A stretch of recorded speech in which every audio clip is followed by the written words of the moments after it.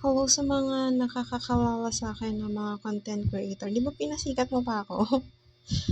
Pero sinuportahan ko kayo, araw-araw akong nanonood dati ng mga vlogs niyo and everything. Ako ngayon naman hihingi ako ng tulong kasi alam niyo na siguro 'yun na hina-hack ako.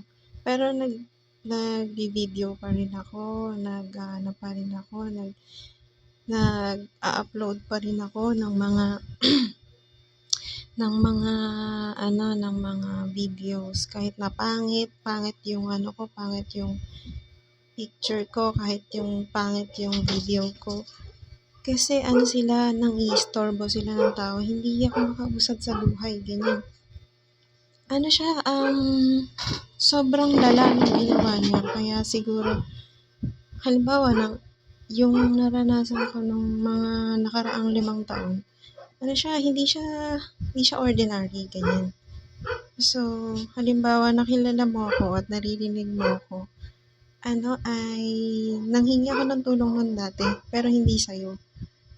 Ang ginawa ko lang, kasi nanggugulo siya, even sa work ko, sa kung saan-saan. Nanggugulo yung na yan, yung pokpok na babae na yan, tsaka yung grupo nila, pinag-iinitan ako, hindi ko alam kung bakit. Tapos, matagal na siya nagagaganyan. Nakakadinig yata kasi siya, parang may tililing siya na ewan na. Wala naman akong ginagawa sa kanya, walang dahilan para pasakitan niya ako, walang dahilan para isabotahin niya ako, walang dahilan.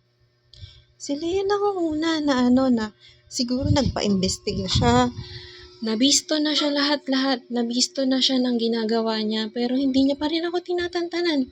Entitled pa rin siya maggawa ng kalokohan sa akin.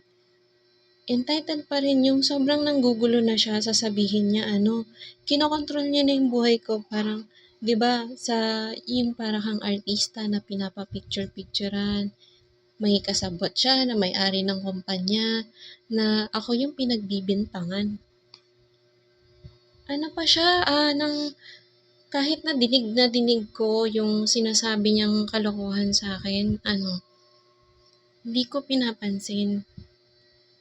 Sobrang lang, ang tawag dito, tinatawanan ko siya, nererebatan ko siya ng kalokohan, ganyan.